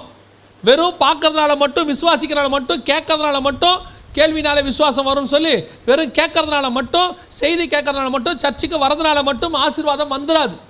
நீங்கள் செய்ய வேண்டிய கிரியைகள்னு கொஞ்சம் இருக்குது, நீங்கள் அதில் கண்டிப்பாக செய்ய வேண்டும். நீங்கள் கொஞ்சம் செய்யணும். ஆண்டவர் உங்களுக்கு சில வேலைகளை வச்சிருக்கிறார். நிறைய பேர் கர்த்தர் என்னை ஆசீர்வதிப்பார், நீ ஒன்றும் செய்ய வேணாம், சும்மாவே இரு அப்படிங்கிறான். சிலர்லாம் பிரசங்கமே என்ன பண்ணுறாங்க, நீ சும்மா இரு, கர்த்தர் உன்னை ஆசீர்வதிப்பார். எப்படி ஆசீர்வதிப்பார் சொல்லுங்க, எப்படி ஆசீர்வதிப்பார்? நீ எழுந்து நட, அதுதான் முதல்ல முக்கியம். வந்தாச்சு, விசுவாசாச்சு, பார்த்தாச்சு, எல்லாம் ஓகே, ஆசீர்வாதம் வந்துருமா? வராது, இன்னும் ஒரு பாக்கி இருக்குப்பா. இன்னும் என்ன செய்யணும், உனக்கு எவ்வளோ வேணுமோ அவ்வளோ நட. நீ எவ்வளவு கிரியை செய்கிறாயோ, எவ்வளவு ஊழியம் பண்ணுறீங்களோ அவ்வளவு ஆசீர்வாதம் உங்களுக்கு வரும். கர்த்தர் சொல்கிற காரியத்தை எவ்வளோ தூரம் நீங்கள் கிரியை செய்கிறீங்களோ அவ்வளோ ஆசீர்வாதம் தான் வரும். அவன் கிரியைக்கு தக்கதான பலன். ஆபிரகாம் எவ்வளோ நடக்கிறாரோ அவ்வளவு கிடைக்கும். உட்காந்துட்டு இயேசு என்னை ஆசீர்வதிப்பார் அப்படின்ட்டு புக்கை மூடி வச்சுட்டு எக்ஸாமுக்கு போய் எழுதுனா என்ன ஆகும்? ஞானம் அறிவு என்கிற பொக்கிஷம் அவருக்குள் இருக்கிறது. உலகத்தின் முடிவு பரிந்தும் சகல நாட்களும் உன்னோடு கூட இருக்கிறேன் என்று கர்த்தர் சொல்லி இருக்கிறார். அதனால் எக்ஸாம் ஹாலில் பக்கத்தில் உட்காந்து பேப்பரில் எழுதுவார். அவங்க கூட படிக்க வேண்டாமா? ஒரு பையன் பரிசை எழுதுனானா, எழுத போயிட்டு பார்த்துருக்குறான். நம்ம ஆவிக்குரிய பையன்தான். பார்த்துருக்குறான், கொஸ்டின் பேப்பரில் ஒன்றும் தெரியல, படிக்கவும் இல்லை. பேப்பரில் பெருசாக எழுதி வச்சுட்டு வந்தானா, இரக்கம் உள்ளவர்கள் பாக்கியவான்கள் தேவனிடத்தில் இரக்கம் பெறுவார்கள். யாருக்கு எழுதியிருக்கிறான்? சாருக்கு, திருத்துறவருக்கு. இரக்கத்தோடு திருத்தினா கத்திரத்தில் உனக்கு என்ன கிடைக்கும்? இறங்க கிடைக்கும். அப்படி வந்து ஆசீர்வாதம் வந்துடுமா? வராது. படிக்கணும். நாம் செய்ய வேண்டிய கிரியைன்னு கொஞ்சம் இருக்குது, அதை நம்ம செய்யணும். சும்மா உட்காந்துக்கிட்டே இருந்தால் சரி வராது. நான் ஒரு சிலர்லாம் பார்த்துருக்குறேன். ஒரு தம்பி என்கிட்ட வந்து சொன்னான், அண்ணே ஆண்டவர் என்னை ஊழியத்துக்கு அழைச்சிருக்கிறார். ஆமாப்பா, எனக்கு அவங்க ஜோம் பண்ணும்போது எனக்கும் தெரிஞ்சிச்சு. ஆமாப்பா, உன்னை ஆண்டவர் ஊழியத்துக்கு அழைச்சிருக்கிறார். 2 வருஷம் வச்சு கழிச்சு வந்து சொன்னான், அண்ணே ஆண்டவர் என்னை ஊழியத்துக்கு அழைச்சிருக்கிறார். ஆமாப்பா, எனக்கு 2 வருஷம் முன்னாடியே தெரியும், நம்ம தான் பேசணுமே. திருப்பி 4 வருஷம் கழிச்சு வந்து சொன்னான், அண்ணே ஆண்டவர் என்னை ஊழியத்துக்கு அழைச்சிருக்கிறார். அவனை கேட்டேன், இப்போ என்ன தான்டா பண்ண போகிறேன்? ஊழியத்துக்கு அழைச்சிருக்கிறாருன்னு தான் கன்ஃபார்ம் ஆகி போச்சு. என்ன தான் பண்ண போகிறேன்? காத்திருக்கிறேன். என்ன காத்திருக்கிறேன்? ஆண்டவர் எனக்கு என்ன செய்ய சொல்கிறார். கடைசி வரைக்கும் உங்கள்கிட்ட சொல்ல மாட்டாருன்னு. ஏன்? சோம்பேறி, ஆவிக்குரிய சோம்பேறி. இதெல்லாம் ஸ்பிரிச்சுவல் லேசினஸ். ஆண்டவர் உனக்கு என்னன்னு சொல்லலைல்ல, ஆனால் சுவிசேஷம் உண்மையில் விழுந்த கடமை தானே. போய் சொல்லலாம்ல சுவிசேஷத்தை. என்ன ஊழியனே சொல்கிறது இருக்கட்டும், அழைப்பு கன்ஃபார்ம் ஆயிடுச்சு, என்ன ஊழியனே இருக்கட்டும், ஆண்டவர் சொல்லிட்டாரு, எழுந்து நடங்க. எவ்வளோ நடக்கணுமோ நடங்க. அதில் எதை கொடுக்கணும்னு கர்த்தர் டிசைட் பண்ணுறாரோ அதை கொடுப்பார். ஆண்டவர் வச்சிருக்கிறது வந்து சேரப்போகுது. சிலர்லாம் சும்மாவே உட்காந்துருப்பாங்க. என்ன, இன்னும் எனக்கு கன்ஃபார்மாக தெரியல. உனக்கு கன்ஃபார்மாக தெரியாது. நான் சொல்கிறேன், கன்ஃபார்மாக தெரியாது. நீங்கள் முதல்ல கிரியை செய்யுங்க. ஆண்டவர் உங்களுக்கு கன்ஃபார்மாக சொல்கிற வரைக்கும் போய் ட்ராக்ஸ் கொடுங்க. ஆண்டவர் கன்ஃபார்மாக சொல்கிற வரைக்கும் எழுந்துச்சு நடங்க, போங்க. ஒரு ஏரியாவை அப்படியே நடந்து ஜோம் பண்ணிகிட்டே போங்க. ஆண்டவரே இந்த ஏரியாவில் இருக்கிற ஜனங்களாம் ரட்சிக்கப்பட. சும்மா உட்காந்து சாப்பிட்டு தூங்குறதுல என்ன இருக்குது? நிறைய ஆவிக்குரிய சோம்பேறிகள். ஆண்டவர் செய்யட்டும், ஆண்டவர் செய்வார். வீட்டு வாசலில் கதவை தட்டி கொடுப்பார். நீ செய்ய வேண்டிய கிரியைன்னு ஒன்று இருக்குல்ல. அதாவது கணவனாக கர்த்தர் வீட்டில் வச்சிருக்கிறாரு, வீட்டை கர்த்தர் ஆசீர்வதிப்பார். எல்லாம் உண்மைதான். நான் வேலைக்கே போக மாட்டேன், ஆண்டவர் எனக்கு வாரம் கொண்டு வந்து கொடுப்பார். எப்படி கொடுப்பார்? லாக்டவுன் இருந்தால் கூட பரவாயில்ல, கொடுப்பார்னு சொல்லலாம். வேலையே இல்லை, எல்லாம் மூடிட்டாங்கன்னா கூட பரவாயில்ல. வேலைக்கு போகிற காலத்துலேயும் வேலைக்கு போகிறதில்ல. அப்படியே உட்காந்துக்கிட்டு என்ன பண்ணுறீங்க? ஜாப் பண்ணுறோம். என்ன பண்ணுறீங்க? ஜாப் பண்ணுறோம். அவன் சொல்கிறதே அப்படி தான் இருக்கும். ஆண்டவர் சமூகத்தில் காத்திருக்கிறோம். உனக்கு வராது. சோம்பேறி. போய் முதல்ல ஆண்டவருக்கு ஏதாவது செய்யுங்க, எழுச்சி நடங்க. பாருங்கள், பைபிளில் இருக்குது, பவுலுக்கு கண்ணு சுகமான உடனே அவன் உடனே புறப்பட்டு போய் கிறிஸ்துவை தெய்வம் என்று சொல்ல ஆரம்பித்தான். யார் அவனுக்கு சொல்லலை பாருங்க, அந்த வாஞ்சை. அதான் நான் சொல்லுவேன், இயேசுவை நீங்கள் சொந்த ரட்சகராக ஏற்றுக்கொண்டால் ஒரு ரட்சிப்பின் சந்தோஷம் வரும். அந்த ரட்சிப்பின் சந்தோஷம் உங்களை சும்மா இருக்க விடாது. உங்களை உடனடியாக ஆண்டவரை பற்றி யாருக்காவது சொல்லும். அப்படி சொன்னா தான் உனக்குள்ள ரட்சிப்பின் சந்தோஷம் கரெக்டாக இருக்குன்னு அர்த்தம். இன்னைக்கு நிறைய பேருக்கு அழைப்பு இருக்கு, வாக்குத்தத்தம் இருக்கு, எல்லாத்தையும் வாங்கி வச்சிருக்கிறாங்க, ஆனால் சோதரிக்கல. காரணம் என்ன? உட்காந்தே இருக்காங்க, அப்படியே உட்காந்துருக்காங்க. முதல்ல போங்க, கிரியை செய்யுங்க. என்னன்னு சொல்லலையா? ரைட், பரவாயில்ல, போய் ட்ராக்ஸ் கொடுங்க. போய், ஏன்னா சுவிசேஷம் சொல்றதுக்கு அழைப்பே தேவையில்லை. அது நம்ம மேல் விழுந்த கடமை. It's a part of a life. நீங்க கண்டிப்பாக சொல்லணும். சும்மாவே உட்காந்துருக்கிறது. ஜெர்மனிக்கிட்டு இருக்கிறோம் 40 days ஃபாஸ்டிங், அப்புறம் 21 days ஃபாஸ்டிங், அப்புறம் 11 days ஃபாஸ்டிங், அப்புறம் 3 days ஃபாஸ்டிங். எதுக்காக? ஆண்டவர் என்னன்றதை சொல்லணும். எத்தனை வருஷமா? 5 வருஷமா. முதல்ல போய் கிளம்புங்க, எழுந்து நடங்க. ஆண்டவர் சொல்றார், எழுந்து நட. நீ எவ்வளவு நடக்கிறியோ. எனக்கு பெரிய ஆச்சரியம் என்ன தெரியுமா? ஆபிரகாம் எழுந்து நடக்க சொல்றாரு, நீ எழுந்து நட. இப்போ அவன் தேசத்துக்கு வந்துட்டான். அவர் சொல்ற வார்த்தையை பாருங்க, நீங்க எழுந்து தேசத்தின் நீளமும் அகலமும் அம்மட்டும் நடந்து திரிங்கிற வார்த்தை யாருக்கு சொன்ன வார்த்தை தெரியுங்களா? பைபிளில் ஃபுல்லாக பாருங்க. இந்த அலைந்து திரி அப்படிங்கிறது காயினுக்கு சொல்லுவாங்க, அப்புறம் வந்துட்டு ஆகாருக்கு சொல்லுவாங்க.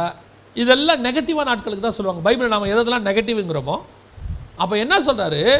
இந்த உலகத்தை சுதந்திரிக்கிற காயினாக இருக்கட்டும், ஒரு ஆகாராக இருக்கட்டும், இவங்கெல்லாம் என்ன பண்ணாங்க? அலைஞ்சு திரிஞ்சாங்க. ஏன் அலைஞ்சு திரிஞ்சாங்கன்னா, நிலையான வாழ்க்கை இல்லை அவங்களுக்கு. ஒரு நாடோடி மாதிரி போய்கிட்டே இருக்கான், அவன் பிரயாணம் முடியாது. இந்த இவங்களாம் இருப்பாங்க, நீங்கள் பார்த்துருப்பீங்க தெரியுமா, அவங்கள சொல்லுவாங்க குறவர்கள், இந்த இவங்கள சொல்லுவாங்க, அவங்களாம் பார்த்துருப்பீங்க. அவங்கள பார்த்தீங்கன்னு சொன்னால் ஒரு இடமா ஸ்டே பண்ணவே மாட்டாங்க, அங்கே அங்கே அங்கே போயிட்டே இருப்பாங்க, லைஃப் லாங் போயிட்டே இருப்பாங்க. அந்த வாழ்க்கை தான் ஆபிரகாம் சொல்கிறாரு, நடந்து திரி, எது வரைக்கும் இந்த தேசம் எங்கே முடியுதோ அது வரைக்கும் நட, ஒரு இடத்த பாக்கி விடாத, அவ்வளவு இடத்துக்கு நட. ஏன், நீ நடக்கிற எல்லா இடத்தையும் நான் உனக்கு தருவேன். நம்ம பிரயாசம் நான் எவ்வளோ நடக்கும். இப்போ ஆபிரகாமுக்கு என்ன தெரியுமா, நட ஜீவன் இருக்கிற வரைக்கும் நடப்பேன், பலன் இருக்கிற வரைக்கும் நடப்பேன். ஏன், நான் வைக்கிற ஒவ்வொரு ஸ்டெப்பும் எனக்கு கிடைக்கும், நான் வைக்கிற ஒவ்வொரு ஸ்டெப்பும் எனக்கு மட்டுமில்லை என் சந்ததிக்கு கிடைக்கும். அப்போ உனக்கு தோணணும், நான் வைராகியமாக கர்த்தருக்காக செய்கிற ஒவ்வொரு விஷயமும் எனக்கு மட்டுமல்ல, என் பின்னாடி வரக்கூடியதான கிறிஸ்தவர்களுக்கு, சந்ததிகளுக்கு, கிறிஸ்தவத்துக்கு அது பிரயோஜனமாக இருக்கும். ஒவ்வொரு ஸ்டெப்பும் அப்படி தான் எடுத்து வைக்கணும். ஒரு நாள் கூட சும்மா இருக்கக்கூடாது. ஏன் சும்மா இருக்கணும், சும்மா இருக்கிறதுக்கு ஆண்டவர்கிட்ட வந்திருக்கிறோம். என்கிட்ட ஒரு பாஸ்டர் சொல்லுவாங்க, அண்ணே ஒரு 2 நாள் ரெஸ்ட் எடுங்கண்ணே. நாங்கள் ஆண்டவர் மினிஸ்ட்ரி ஏற்பாடு பண்ணி கொடுத்துருக்குறாரு, நாங்கள் போகிறோம். அப்போ அவர் சொல்கிறார், அண்ணே ஒரு 2 நாள் ரெஸ்ட் எடுங்க, இப்படி ஓடிட்டே இருந்தால் எப்படின்னு. நான் சொல்லுவேன், ரெஸ்ட் எடுக்கிற காலம் ஒன்று வரும், அங்கே போய் மொத்தமாக என்ன செஞ்சுக்கலாம், ரெஸ்ட் எடுத்து அங்கே போய் என்ன பண்ண போகிறோம், ஒரு வேலையும் இல்லை. அங்கே போய் பரலோகத்தை க்ளீன் பண்ண போகிறோமா, நம்ம என்ன பண்ண போகிறோம், டெய்லி பரலோகத்தை ஒட்டடிச்சு க்ளீன் பண்ணி தரையை க்ளீன் பண்ண போகிறோமா, ஒரு வேலையும் இல்லை. இரவும் பகலும் ஆராதிக்க போகிறோம், ரெஸ்ட்டு தான். ஆனால் இங்கே இருக்கிற ஒவ்வொரு நிமிஷமும் ஓடிக்கொண்டே இருக்கணும், ஒவ்வொரு நிமிஷமும் ஏதாவது ஒன்று செய்யணும். ஒரு நாள் கூட சும்மா ஆண்டவர்கிட்ட உட்காந்து சாப்பிட்டோன்னு இருக்கக்கூடாது. ஆண்டவராக கொடுக்குற ரெஸ்ட் இருக்கும், ஓடும் போது அவராக பார்ப்பார், இது கொஞ்சம் ரெஸ்ட் எடுக்கட்டும், அந்த மாதிரி ரெஸ்ட் ஆண்டவராக கொடுப்பார், அதை அப்போ எடுத்துக்கலாம், அது வேறு. ஆனால் சில ஆட்கள்லாம் நான் வாரத்தில் ஒரு பிரசங்கம் தான் செய்வேன், ஏன், உடம்பு கெட்டுவிடும், ஃப்ரிட்ஜில் வச்சுருங்க, உங்கள் உடம்பு கெடாது, ஃப்ரிட்ஜில் பத்திரமா வச்சுருங்க. அவன் பட்டணங்கள் தோறும் அடிக்கப்பட்டு செத்தவன் நினச்சி கீழே விட்டுட்டு போயிட்டாங்களாம், செத்துட்டான்னு நினச்சிட்டாங்களாமா அவனை. வசனம் சொல்லு, அவன் எழுந்து பட்டணத்துக்குள் போய், நீங்கள் அவன் செத்து, அப்போ தான் யோசிச்சு பாருங்க, சாவடின்ற நம்ம ஊரில் சாவடி அடிச்சிருக்காங்கடா அப்படின்னு. அந்த அடி அடித்த பிறகு ஏன்ச்சவன் என்ன பண்ணியிருக்கான், நம்மளை அந்த என்ன செஞ்சுருவோம், உடனடியாக அந்த ஒரு கட்டு போட்டு ஃபோட்டோ போட்டு வாட்ஸ்அப்பில் போட்டு பிரதர் பவுலுக்காக ஜெபம் பண்ணவும், அவர் எதிரிகளால் தாக்கப்பட்டு மிகுந்த உபத்திரவத்துக்கு நடுவில் இருக்கிறார். அவருடைய சீஷர்கள் தீமோத்தேயு, தீத்து இவர்கள் எல்லாரும் பாதிக்கப்பட்டிருக்கிறார்கள், இவர்கள் ஊழியங்களுக்காக நாம் ஜெபிப்போம் அப்படின்னு ஒரு ஃபோட்டோ போட்டு பவுலை இப்படி உட்கார வச்சுருப்போம். அவன் அடித்தவொடனே எந்திரிச்சு அவன் போயிட்டே இருக்கான் பாருங்க. இன்றைக்கி நமக்கு ஒரு சின்ன கீறல் விழுந்த உடனே வாட்ஸ்அப், அதில் வேறு நான் யாரையும் குற்றமாக சொல்ல, ஆனால் நீ சொல்லிட்டு இப்படி தான் சொல்கிறேன், நீங்கள் சொல்கிறது எனக்கு புரியுது, உண்மை அதுதான். இப்போது கொஞ்சம் எதானோடனே உடனே வாட்ஸ்அப், ஃபேஸ்புக், சகோதரர் பாதிக்கப்பட்டிருக்கிறார், ரிச்சர்ட் உம்பரான்லாம் அடி வாங்கி நொறுங்கி அவங்க பட்ட பாடுகளுக்கு இதுங்களுக்கு ஒன்றுமே இல்லை. நம்ம இதெல்லாம் சொல்ல வேண்டிய அவசியமே இல்லை, வாட்ஸ்அப்பில் போட வேண்டிய அவசியமே இல்லை. சும்மா ஒரு ப்ரொபகண்டா போட்டு அப்படி கட்டோட ஒரு ஃபோட்டோவை போட்டால் தான் மரியாதை. அடித்து நொறுக்கி தூக்கி போட்டாங்க, அவனை எந்திரிச்சு திருப்பி உள்ளே போய் பிரசங்கம் பண்ணான். நான் வாழுகிற ஒவ்வொரு நிமிஷமும் கர்த்தருக்காக வாழ்வேன்னு அவன் முடிவெடுத்தான். ஏன், நான் போகிற வரைக்கும் நடந்து திரிஞ்சிக்கிட்டே இருப்பேன், உட்கார மாட்டேன். இருக்கிறது கொஞ்ச காலம், அந்த கொஞ்ச காலத்தில் பிசாசே சொல்கிறான், எனக்கு கொஞ்ச காலம்தான் இருக்குதா அவனுக்கு, எவனை விழுங்கலாமோ என்று வகை தேடி சுற்றி திரிகிறான். எனக்கு ஒரு ஆசை இருக்குது, அதை ஒத்துக்க மாட்டாங்கன்னு நினைக்கிறேன். பிசாசுக்கிட்டேருந்து நம்ம கற்றுக்க வேண்டிய கொஞ்சம் விஷயம் இருக்குது. அப்படி ஒரு மெசேஜே எடுக்கணும்னு வச்சுருக்கிறேன், பிசாசிடம் கற்றுக்கொள்ளுங்கள் அப்படின்னு. அவங்ககிட்ட நம்ம கற்றுக்க வேண்டிய கொஞ்சம் விஷயங்கள் இருக்குது. அவன் அந்த ஆத்ம பாரம் அவனுக்கு எப்படி இருக்குது பாருங்க. தனக்கு கொஞ்ச காலமே உண்டு என்று எவனை விழுங்கலாமோ என்று வகை தேடி சுற்றி, அவனை விட நமக்கு காலம் கம்மி, அவனுக்கு நம்மளை காலம் ஜாஸ்தி. ஆயிடவ சரசாட்சி வரைக்கும் முடிகிற வரைக்கும் இருப்பான். நம்ம அதுக்கு முன்னாடி வருகையில் போகிறவங்க. அப்போ நம்ம எப்படி ஆத்ம பாரத்தோடு இருக்கணும், ஒவ்வொரு நிமிஷமும் ஒவ்வொரு நொடியும். அப்படி எப்போ எந்த நேரத்தில் போய் மீட்டிங் கூப்பிட்டாலும். ஒரு தடவை ஒரு ஊழியத்துக்கு போயிருந்தபோது அந்த ஊழியம் வந்து நைட்டு 9 மணிக்கு முடியும், 6 மணிக்கு போயிட்டுருக்குறோம். போகும்போது அந்த பாஸ்டர் கேட்டார், அண்ணே இங்கேருந்து ஒரு 300 கிலோமீட்டர் தள்ளி காலைல 5 மணிக்கு ஒரு ஊழியம் இருக்குண்ணே, அந்த ஜனங்க ரொம்ப விரும்புகிறாங்க, ரொம்ப பாவப்பட்ட ஜனங்கண்ணே அப்படின்லாம் சொன்னார். இது நான் கேட்டேன், இது எத்தனை மணிக்கு முடியும்? இது 10 மணிக்கு முடியும்ண்ணே. நம்ம முடிஞ்ச பிறகு நம்ம பஸ்ஸு பிடிச்சி, ஒரு பஸ் இருக்குது, அதை பிடிச்சி ஏறுவோம். காலைல 3 மணிக்கு போய் இறங்குவோம். இறங்கி ரெஃப்ரெஷ் ஆகிட்டு 5 மணிக்கு மீட்டிங் போகலான்னாரு. எனக்கு நான் சொன்னேன், பிரதர் ரொம்ப கஷ்டமாயிரும் பிரதர், 10 மணிக்கு முடிச்சு 3 மணிக்கு போய் வேண்டாம் விட்டுருங்க அப்படின்னு சொன்ன. அவர் சரிங்க பிரதர் ஒன்றும் பிரச்சனை இல்லை அப்படின்ட்டார். சொல்லி 1 நிமிஷம் இருக்கும், ஆவியானவர் எனக்கு கேட்குறாரு, நீ அந்த மீட்டிங் போவேன்னு சொல்லித்தானே உன்னை நான் இந்த மீட்டிங் ஏற்பாடு பண்ணேன், நீ எப்படி போக மாட்டேன்னு சொல்லுவேன்? உடனே கொஞ்சம் குத்தப்பட்டவனா அந்த ஊழியக்காரனை சொன்னேன், நான் வரேன், பரவாயில்ல நம்ம போயிடுவோம் அப்படின்னு சொல்லிட்டு இந்த கூட்டத்தை முடிச்சுட்டு சாப்பிட்டுட்டு 11 மணிக்கு தான் பஸ் ஏறுறோம். ஏறி காலையில் 3 மணிக்கு போய் இறங்குறோம். இறங்கி கொண்டு போய் ஒரு இடத்துல தங்க வச்சாங்க. அது என்ன இடம்னு எனக்கு தெரியல. இங்கே இருங்க, காலைல 5 மணிக்கு 4:30 மணிக்கு உங்களை நாங்கள் எழுப்புகிறோம், 5 மணிக்கு செஷன், நீங்கள் ஒரு செய்தி கொடுத்தா நல்லாயிருக்கும். 4:30 மணிக்கு எழுப்புனாங்க. நீங்கள் நம்ப மாட்டீங்க, எழுப்புனா பார்க்குறேன் ஜெயிலுக்குள்ளே இருக்கிறேன். ஜெயிலில் வச்சுருக்காங்க. என்ன ஜெயில்னா, இந்த ட்ரக் அடிக்ட்ஸ்லாம் இருப்பாங்கள்ல, அவங்களுக்கு மீட்டிங். காலையில் 3:30 மணிக்கு போனதுனால அவங்களுக்கு வேறு ரூமில் தங்க வைக்க முடியலன்னு சொல்லி அந்த ட்ரக் அடிக்ட்ஸ் எல்லாம் இருக்கக்கூடியதான பக்கத்தில் ஒரு கட்டில், அந்த கட்டிலில் இடம் கொடுத்துருக்காங்க. எனக்கு இதெல்லாம் எதுவுமே தெரியாது. அவங்களோட சேர்ந்து என்னையும் பூட்டி வச்சுருக்காங்க. ஏன்னா அவங்க நைட் வெளியே போயிடுவாங்க. காலையில் திறந்து கூட்டிகிட்டு வந்தாங்க. அதாவது அது பெரிய ஹால், அதாவது நீங்கள் நினச்சிக்காதீங்க குட்டி ஜெயிலுக்குள்ளே வச்சுருந்தாங்கன்னு. ஒரு பெரிய ஹால், ஒரு 50 பேர் இருக்கிறது, அதில் ஒரு கட்டில், அது மொத்தமாக லாக் பண்ணியிருப்பாங்க. திறந்து வாங்க பிரதர். நான் கேட்டேன், இது என்ன இடம்? இல்லை, இது எல்லாமே போதைக்கு அடிமையானவங்க, இந்த மறுவாழ்வு மையம், இவங்களுக்கு காலைல 5 மணிக்கு வந்து ஆராதனை வச்சுருப்போம், இவங்களுக்கு வந்து ஆண்டவரை பற்றி சொல்லி மாத்திரம், நீங்கள் வரணும் அப்படின்னு சொல்லி.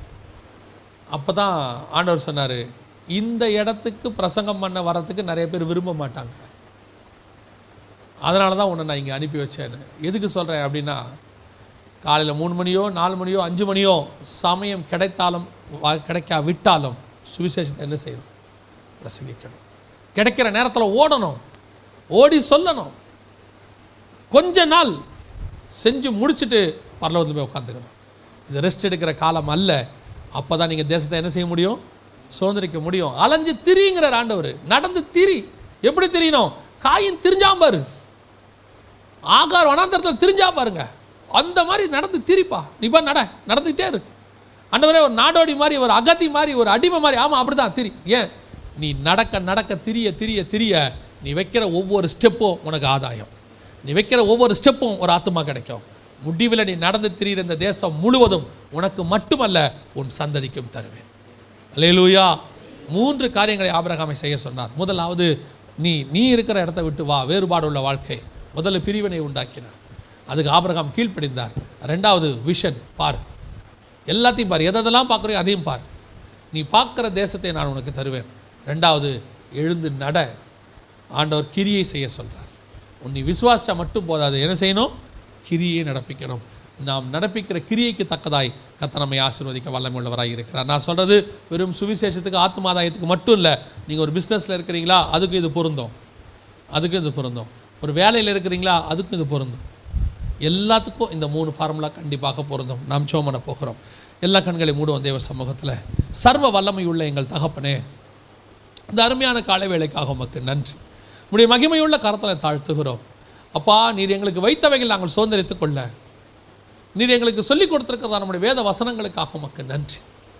இதெல்லாம் எங்களுக்கு நீர் கொடுத்துருக்கிற ஃபார்முலா மாதிரி ஆண்டவரே, இதை நாங்கள் கேட்டு அதன்படி செய்து நீர் எங்களுக்கு வைத்தவைகளை சுதந்திரித்துக் கொள்ள கர்த்தர் கிருபை பாராட்டுவீராக.